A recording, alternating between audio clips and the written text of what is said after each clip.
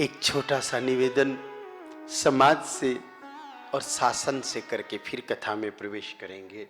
ये गौ कथा ही है, गौ कथा से इतर कुछ भी नहीं है।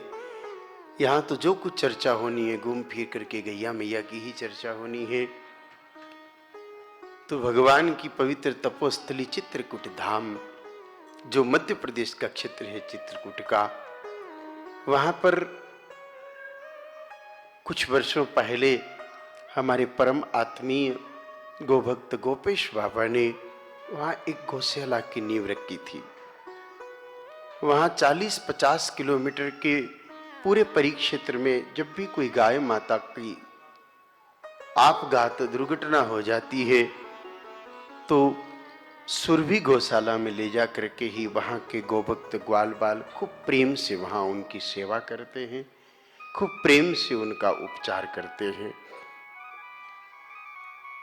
अब वहां के सारे गोभक्तों की इच्छा है कि वहां पर एक चिकित्सालय भी बन जाना चाहिए, हॉस्पिटल बन जाना चाहिए।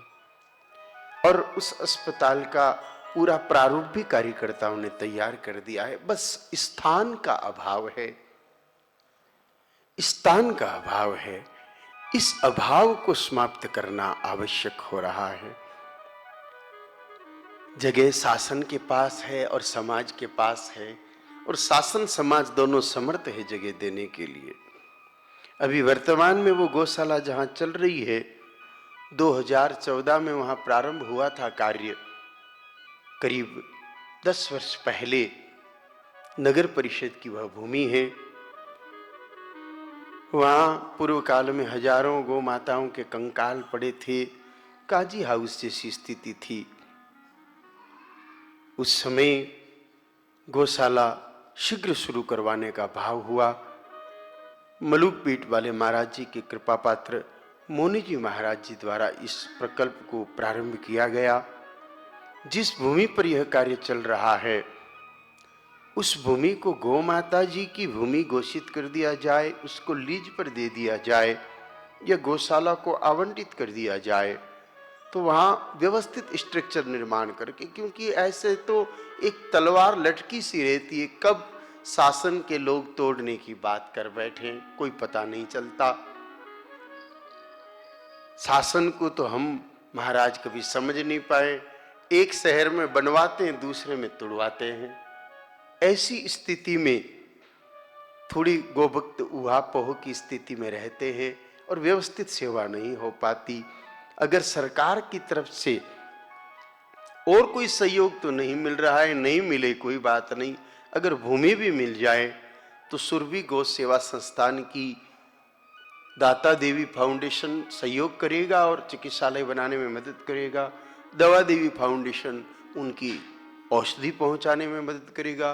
दाना देवी फाउंडेशन उनको पौष्टिक पदार्थ, कैल्शियम इत्यादि उपलब्ध करवाने में सहयोग करेगा। दृष्टि देवी फाउंडेशन उनके शुभ समाचारों को विश्व स्तर पर प्रकाशित करके उनका सहयोग करेगा ताकि लोग उनके सहयोग में खड़े हो जाएं। 2021 में शिवराज सिंह जी ने उस गौशाला को सम्मानित भी किया था। 400 गोवंश का निःशुल्क उपचार वहां पर चल रहा है। मुख्यमंत्री जी से उस समय चर्चा भी हुई थी कि ये भूमि आप प्रदान करें, उन्होंने आश्वासन भी दिया था, लेकिन ब्यूरोक्रेसी में कहीं वो बात अटक गई। वहाँ एम्बुलेंस की भी आवश्यकता है, चिकित्सक की भी आवश्यकता है और भूमि की भी आवश्यकता है। अगर नगर परिषद वहाँ पर्याप्त छाया कर दे तो कई गाय माताओं को बचाई जा सकती है।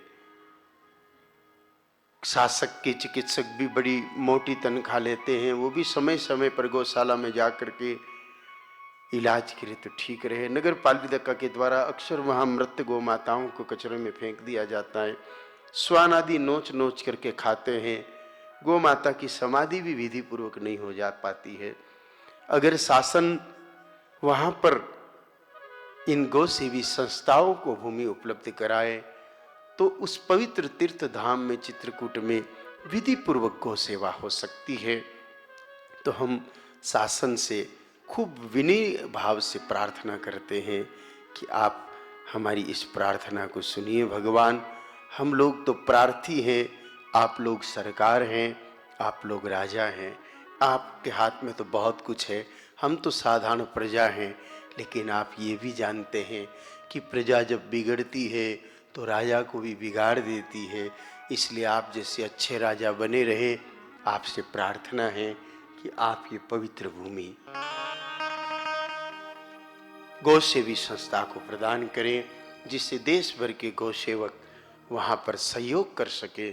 कई लोग गौशाला बनाना चाहते हैं, लेकिन भूमि नाम पर न होने से उनके संस्थान भी मजबूर होते हैं। आप लीज पर दे दीजिए, नाम पे मत करिए, कोई बात नहीं।